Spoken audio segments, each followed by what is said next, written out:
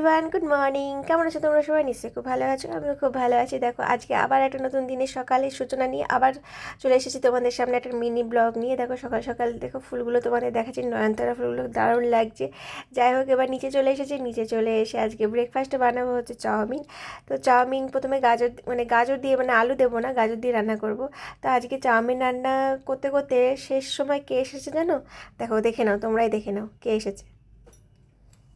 তো দেখো হচ্ছে আমি এখানে রান্না করছি, আর ওখানে আমার মেয়ে কি করছে দেখো। সে মেয়ে ওগি দেখছে অনেকদিন পর। কি করছিস বাবু?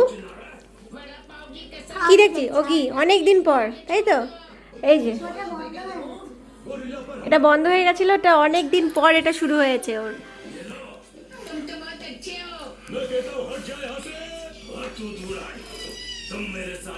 তো আজকে দুপুরের মেনু হচ্ছে ডিমের অমলেট করে ঝোল। বহুদিন পর রান্না করছি, এটা আমার খুব ভালো লাগে। এটা একদম সিম্পল, একদমই সিম্পল, খুব তাড়াতাড়ি রান্না হয়ে যায়। আর ডিমের অমলেট করে ঝোল করলে আমার হাজব্যান্ডও পছন্দ করে, আমার মেয়েও খুব পছন্দ করে। মাম্মা কি করো? কি আঁকছো এটা? দেখি। বাও, কি সুন্দর মিকি মাউসটা, দারুণ হয়েছে। খাওয়া দাওয়া শেষে উপরে চলে আসলাম এই কারণে যে বড়িগুলো পাহারা দিতে হবে।